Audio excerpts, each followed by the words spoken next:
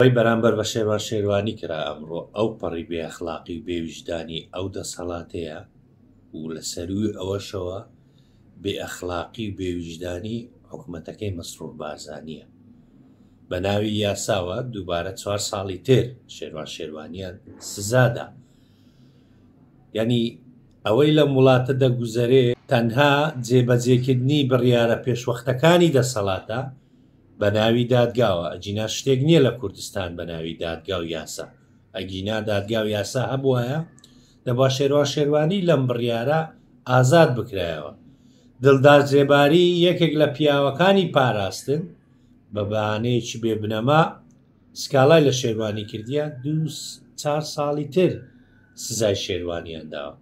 بۆیە پێویستە هەر کەسێکی خاوەن ویژدان بەرامبەر بە شێروان شێروانی قسەی هەبێ پەیامی خۆی بگەێنێتن.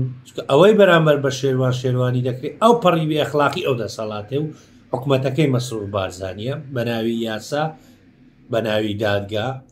شان لەوەش خراپتر ئەو دادوەرە چۆن دەستی هات. بۆیە بەڕاستی من غەمبارم بەم بڕیارەی ئەمڕۆ بە هەموو شێوێک محکومی دەکەم و ئەوە دووبارە سەلماندی شێروان شێروانی فۆبیایەکی هێندە گەورەیە بۆ حکوومەتەکەی مەسرور بارزانی کە هەرگیز ناتوانێت قبوڵی ئازادکردنی بدات. بۆیە پێشوەختە بە بڕیارێکی حکوومەتی هەرێم یا سەرۆکی حکوومەتی هەرێم بە دادگایەکی کارتۆنی مەهزەلا شێروان شێروانی دووبارە 4 ساڵی تر سزادراوە.